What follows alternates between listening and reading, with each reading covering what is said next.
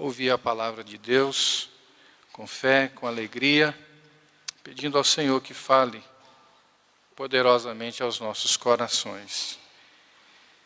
1 Timóteo, capítulo de número 3, versículos 14 a 16.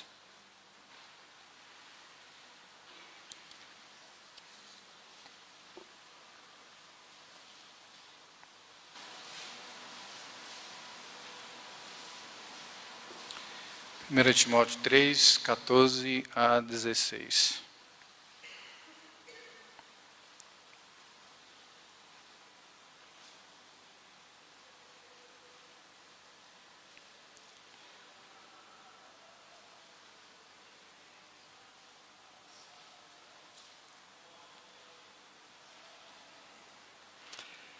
Assim nos diz a palavra do Senhor. Escrevo-te estas coisas, esperando ir ver-te em breve, para que, se eu tardar, fiques ciente de como se deve proceder na casa de Deus, que é a igreja do Deus vivo, coluna e baluarte da verdade. Evidentemente, grande é o mistério da piedade. Aquele que foi manifestado na carne, foi justificado em espírito, contemplado por anjos, pregado entre os gentios, crido no mundo, recebido na glória. Vamos orar mais uma vez. Senhor, nós estamos diante da Tua palavra, santa, viva e poderosa. Fale ao nosso coração, Senhor, que ela nos instrua, que ela nos encoraje também, aqui como igreja do Deus vivo, nós possamos estar firmados na verdade e proclamar as verdades da Tua palavra a este mundo. Essa é a nossa oração, que te fazemos em nome e por amor do Teu Filho Jesus. Amém. Eu vou fazer uso da ilustração do reverendo Peter Marshall sobre um dos seus grandes sermões, conhecidos como o Guarda das Fontes. Peter Marshall, ele nasceu na Escócia no dia 27 de maio de 1902 e imigrou para os Estados Unidos em 1927, onde veio a falecer no dia 26 de janeiro de 1949. Formou-se em teologia e foi ordenado pastor presbiteriano. Exerceu a função de capelão do Senado norte-americano de 1946 a 1948. Durante a presidência de Harry Truman. Ele foi um dedicado servo de Deus. E no seu sermão, Guarda das Fontes, ele começa com uma ilustração. Era uma vez uma cidade que cresceu ao sopé de uma cadeia de montanhas, protegida pelos montes. Era suave e acariciante o vento que batia as portas das casas e levantavam folhas secas do chão. No alto dos montes, um tranquilo e estranho habitante das florestas tomou sobre si a responsabilidade de ser o guarda das fontes. Assim percorria ele os montes e toda vez que encontrava uma fonte, tratava de limpar as folhas da fonte. As folhas que estavam ali caídas e comprometendo aquela fonte, ele as tirava, a limpava. Limpava também as fontes do lodo e do barro. E trabalhava de tal modo que a água, ao descer borbulhante através da areia fina, corria para baixo fresca, pura e limpa. Ela saltava cintilando sobre as rochas e atirava-se alegremente em cascatas de cristal, até que, dilatada por outras correntes, tornava-se um rio de vida para a cidade trabalhadora. Os moinhos giravam com seu ímpeto, jardins eram irrigados pelas águas, as crianças riam enquanto brincavam em suas margens sob a luz do sol. Mas a Câmara Municipal era formada por homens de negócios, cabeçudos e irritados. E assim um dia, examinando cuidadosamente o orçamento da cidade, descobriram nesse orçamento o salário do guarda das fontes. Aí o relator da comissão de orçamentos disse: por que pagar salário a esse personagem romântico? Nós nunca o vemos. Ele não é necessário à vida de nossa cidade. Se construirmos um reservatório no alto, fora da cidade, podemos dispensar seus serviços e economizar o dinheiro do seu salário. E assim foi que a Câmara resolveu dispensar o custo desnecessário de um guarda das fontes e decidiu criar, então, um reservatório de concreto. Desse modo, o guarda das fontes não visitou mais as nascentes do interior sombrio das matas, mas ficou espiando de longe enquanto era construído o reservatório de concreto. Quando a obra terminou, logo se encheu de água, mas esta já não parecia ser mais a mesma.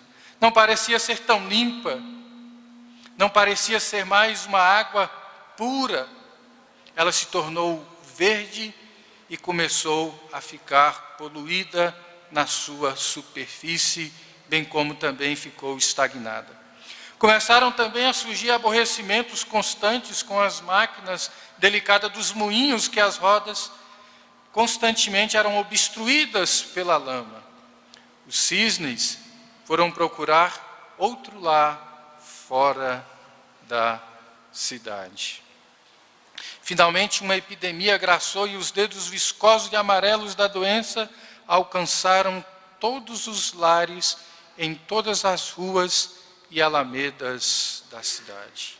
Então, a Câmara Municipal reuniu-se de novo.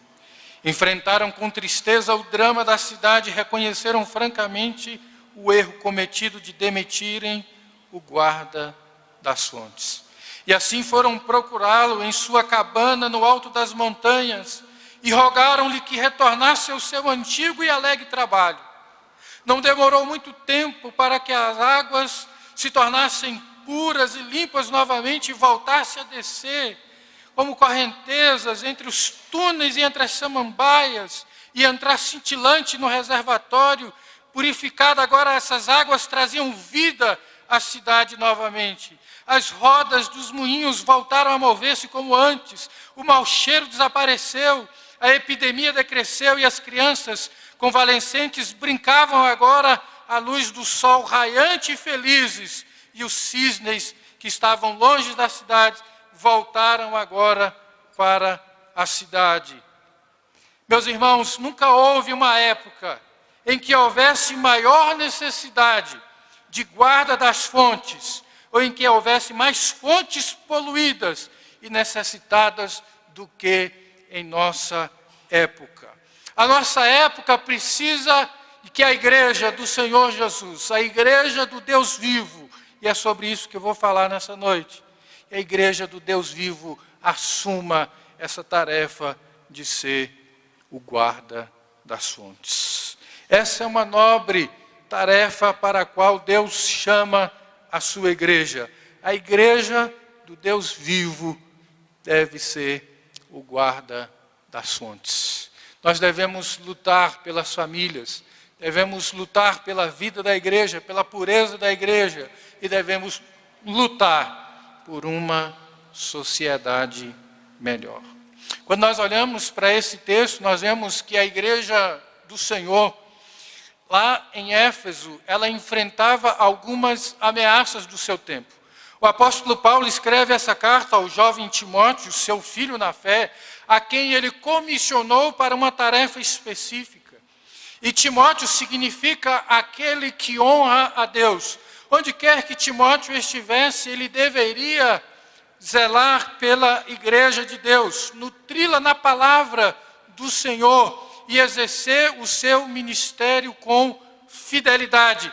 Esse é um exercício que Timóteo deve fazer onde quer que ele esteja a pregar a palavra de Deus. Nessas cartas pastorais, o apóstolo Paulo condena as heresias de seu tempo, como o gnosticismo e o ascetismo, e ele fez questão de enfatizar os ofícios eclesiásticos. Em 1 Timóteo, no capítulo 3, Tito, no capítulo 1, ele destaca a inspiração da palavra escrita. 2 Timóteo, capítulo 3, verso 16, capítulo 4, versículo 3, Tito 2:1, ele destaca também a necessidade de manter a pureza doutrinal da vida da igreja.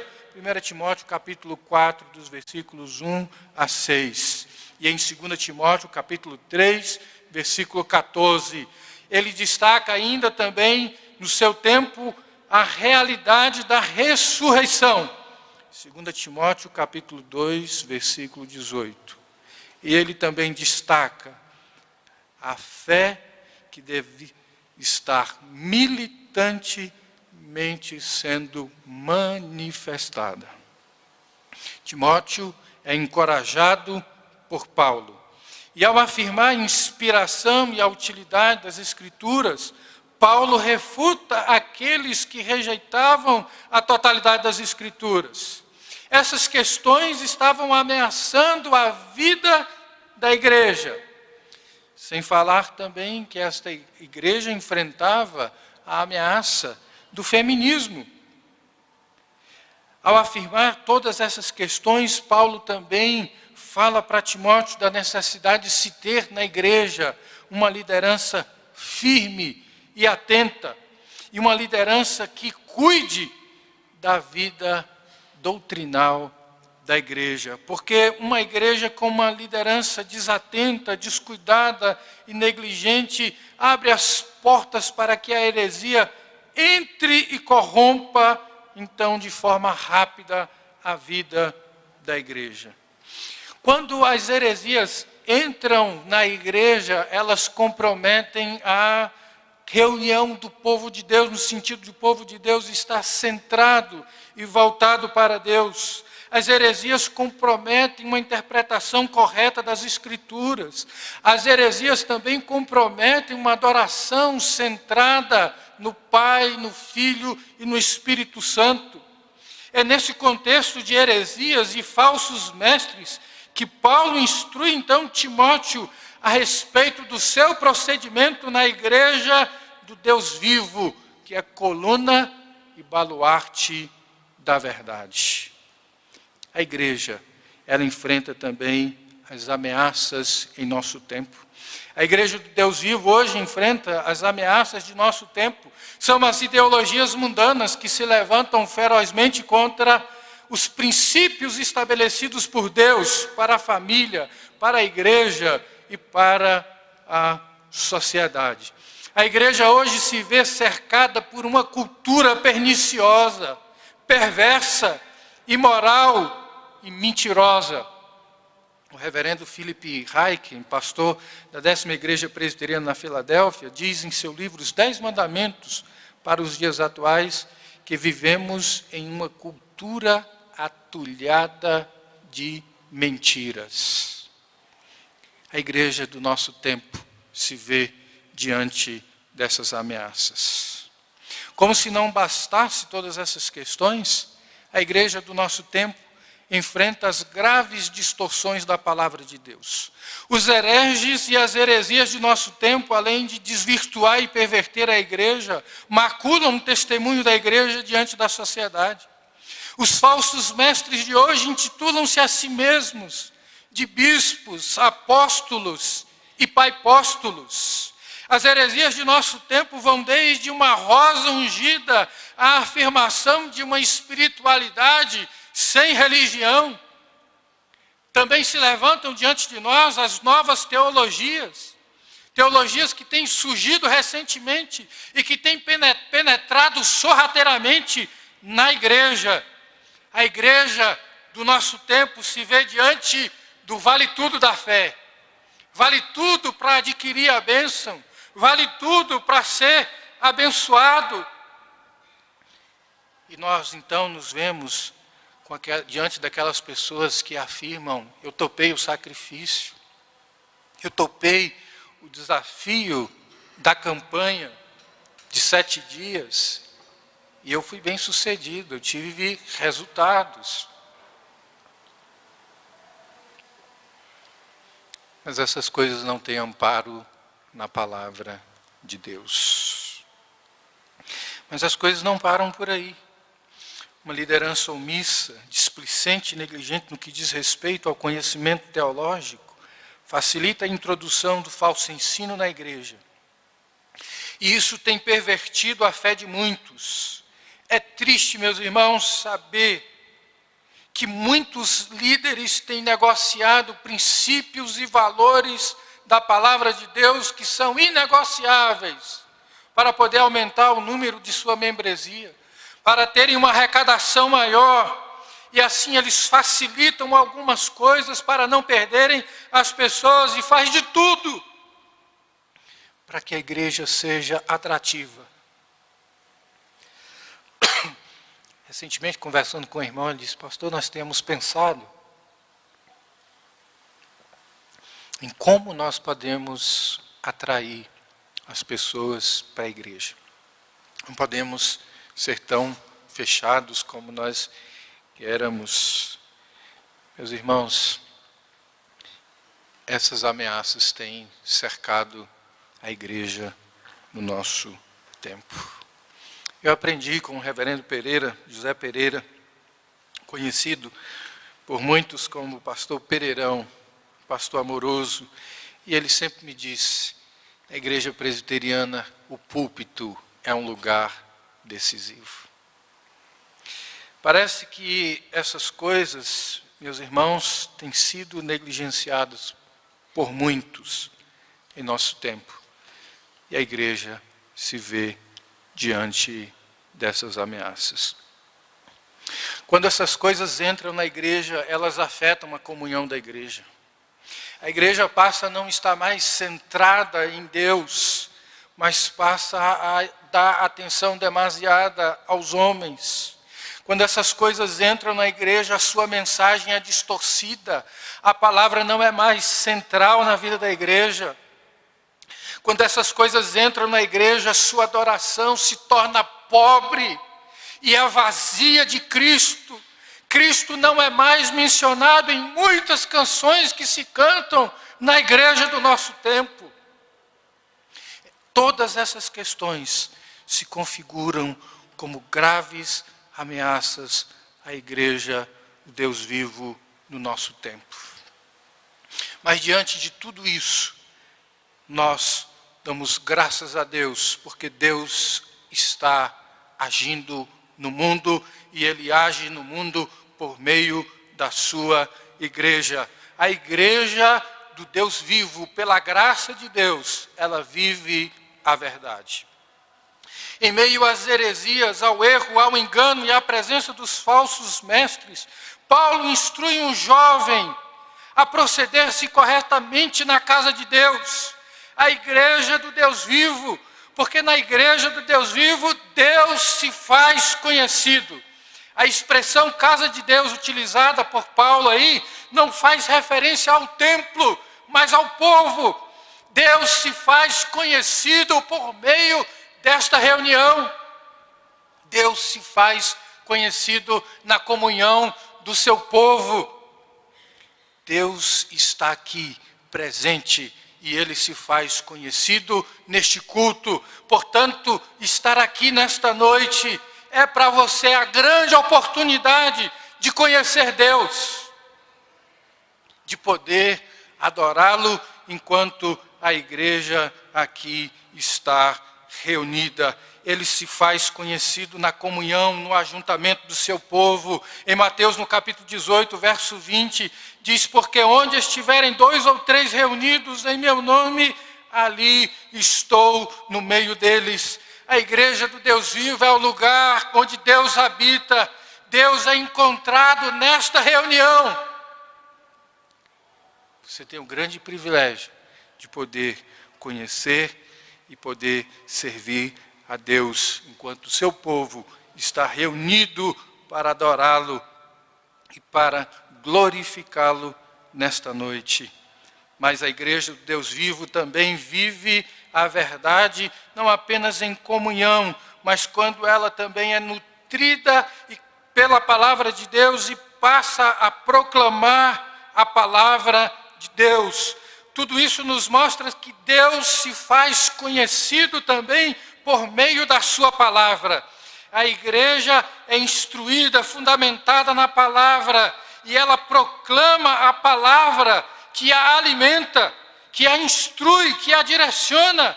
As expressões aqui, coluna e baluarte, significam coisas importantes para nós. a igreja é coluna da verdade.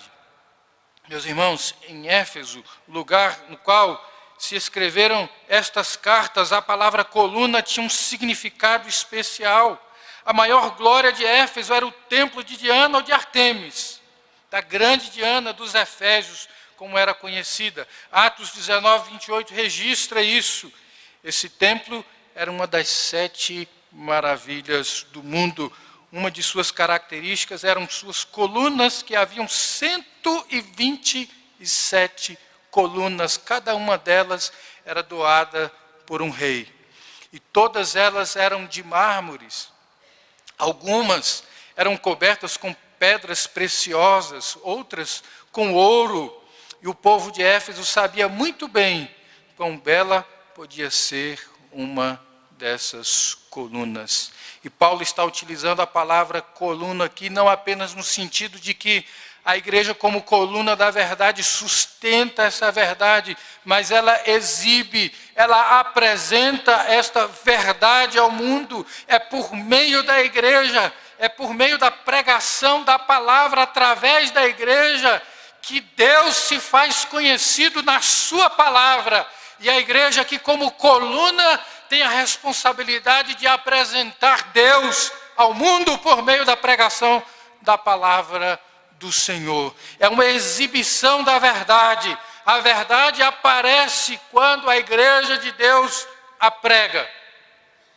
Meus queridos irmãos, neste mundo cercado por mentiras, por falsos ensinos, a igreja, como coluna e baluarte da verdade, ela apresenta a verdade de Deus a este mundo. E Deus se faz conhecido por meio da pregação de sua palavra. Mas a igreja, como baluarte da verdade, o baluarte é o sustento de um edifício. É aquilo que mantém um edifício em equilíbrio. Num mundo que não deseja enfrentar a verdade, a igreja sustenta a verdade para que todos vejam a verdade na vida da igreja. Através do testemunho da igreja, através da firmeza da igreja na palavra do Senhor, o mundo está ameaçando a igreja, mas a igreja está firmada na palavra do Senhor. E aí, meus queridos, o versículo 16 nos coloca diante de uma grande verdade que faz parte da vida de adoração da igreja, porque a igreja do Deus vivo, ela vive a verdade, ela prega a verdade, mas Deus se faz conhecido também através da adoração da sua igreja. Versículo 16 nos diz: evidentemente grande é o mistério da piedade.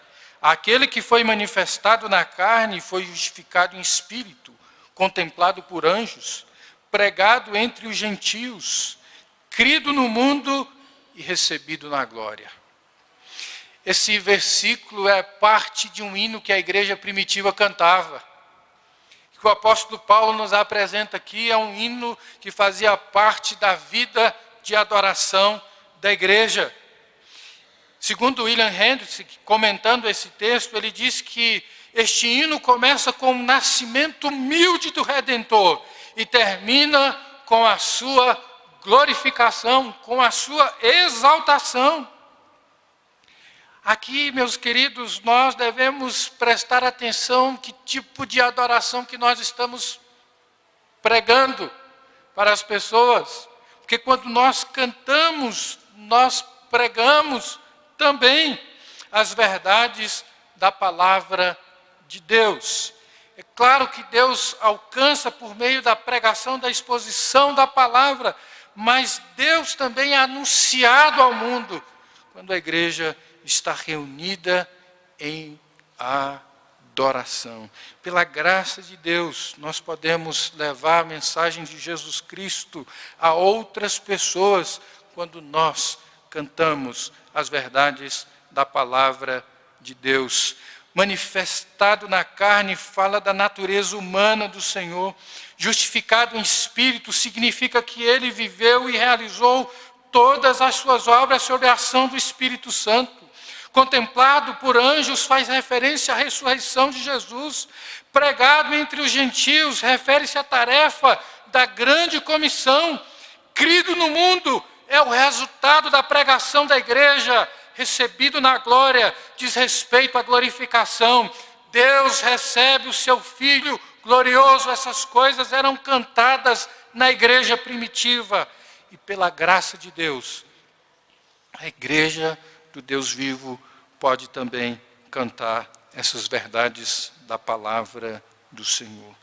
Nós temos, meus queridos, em nosso tempo, também a missão de, como igreja do Deus vivo, proclamar a verdade de Deus a este mundo. A tarefa da igreja é fazer com que Deus seja conhecido. É levar ao mundo a mensagem de que Deus, por meio de Cristo Jesus, salva pecadores, transforma vidas, resgata vidas. É esta a mensagem da igreja. Parece que no nosso tempo essa mensagem não é atrativa, não faz sentido, mas esse é o carro-chefe da igreja ao longo da história. E nós não podemos negociar a centralidade de Deus. Nós não podemos negociar a centralidade das Escrituras. Nós não podemos negociar uma adoração que glorifique, que exalte o nome do Senhor, porque é missão da igreja, tarefa da igreja, anunciar Deus ao mundo, porque Deus se faz conhecido por meio da reunião da igreja. Deus se faz conhecido por meio da pregação da igreja. Deus se faz conhecido por meio da adoração da igreja. Nós somos, portanto, desafiados nessa noite, a que como igreja do Deus vivo, nós preguemos a este mundo as verdades centrais da palavra do Senhor. O Deus Trino é pregado ao mundo por meio da igreja do Deus vivo. A igreja tem sobre si o privilégio de tornar Deus conhecido para este mundo.